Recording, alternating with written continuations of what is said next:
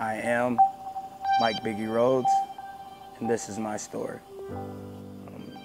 Starting out as a kid, normal black kid growing up in a urban area, surrounded by some of the worst things that you can imagine. Some of the TV shows you see try to paint a picture of it, and they fall short a lot of the time. A lot of the stuff I seen growing up was pretty bad, but it molded me and pushed me towards being something better.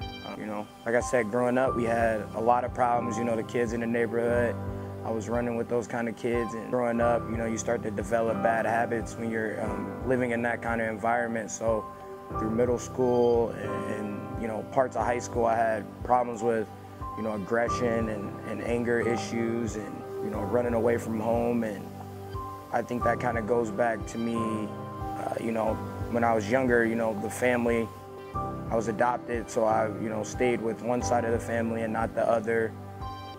With being adopted, a lot of kids get put into the system, and, their life is pretty bad or worse before it even gets started, So Sandra Harmon, was originally my aunt. She took me in right from birth, and she's been my mother ever since. She's changed my life for the best. I think that was the best situation for me, was to live with her in a more stable home than the one I would have been in if she wouldn't have came. I say saved my life. So I love her to death, and she means the world to me. In high school, I started to change a little bit. I didn't want to be another one of those kids that dropped out. I didn't want to be one of those kids that were, part of the statistics. So I started to develop a little bit differently than the rest of the guys I grew up with. I started, focusing more on school, getting good grades. And in high school, I had a pretty big setback with athletics. I was playing on a Nike basketball team, traveling all around the, the U.S. and football game my junior year, I broke both bones in my left leg. Changed my life forever, I'd say. It's one of those moments in life where you can either let it, break you literally, or you can come back and do something better. In basketball had just been pretty much the mainstay of my life. It's what kept me on, on a straight path. After high school, I went to Ellsworth Junior College to play basketball. I played for 2 years. After breaking my leg, I was never really the same. I gained a lot of weight.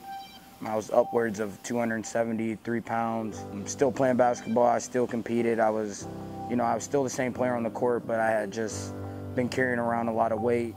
After my 2 years there, I decided I still wanted to play basketball, so I was in contact with schools to walk on and, try to play my way onto the team.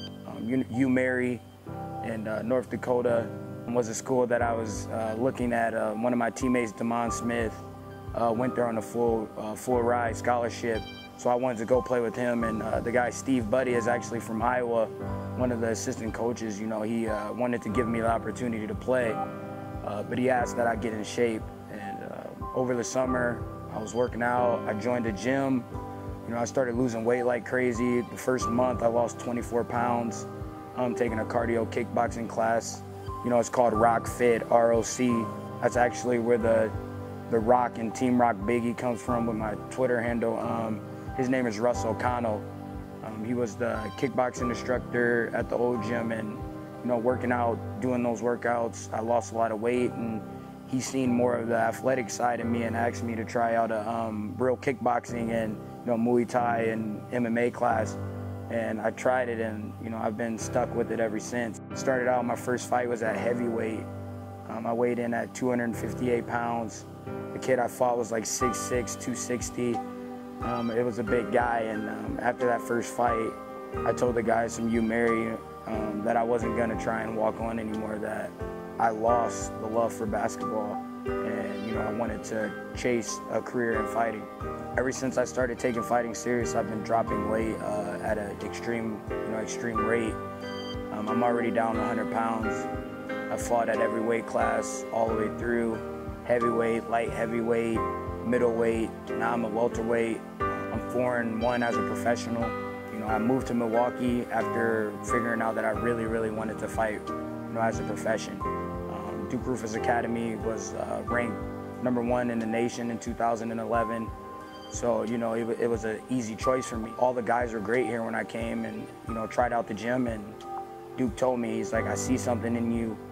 If you give it your all, you know, your full potential, and you chase it 100%, you can make it, and you have to move here in order to do so.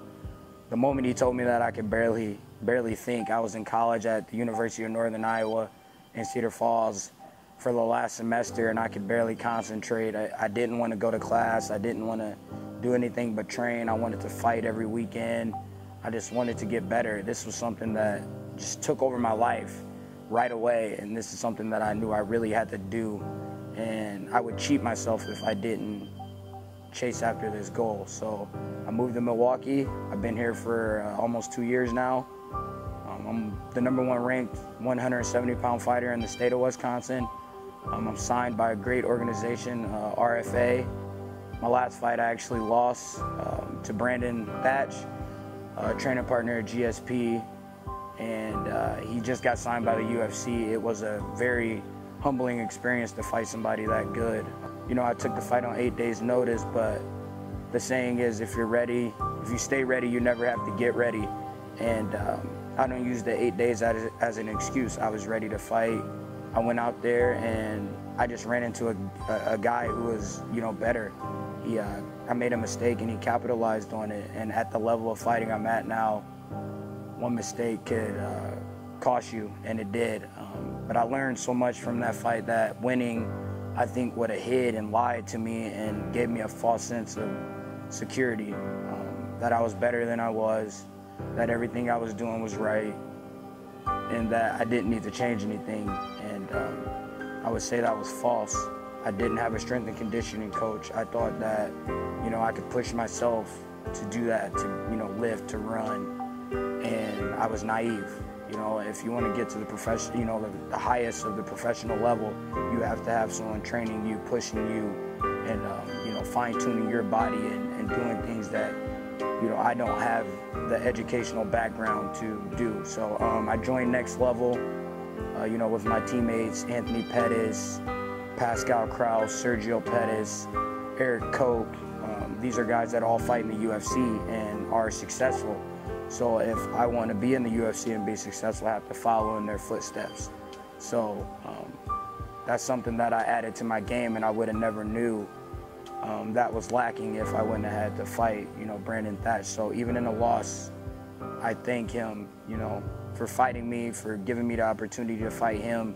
He could have said no because, you know, big name on the brink of the UFC, fighting a nobody pretty much was, you know, a big risk for him as well. And I came in there and I gave him all the fight I had, you know, for as long as I was in there, and I would love to do it again. But, you know, the RFA is a great organization. I stepped up for them. They're looking out for me. And, you know, June 21st here in Milwaukee, Wisconsin, I get a chance to fight Benjamin Smith. And, you know, I'm going to relish the opportunity, and I'm going to go in and take his dream to keep mine alive. I am Mike Biggie Rhodes, and I am indestructible.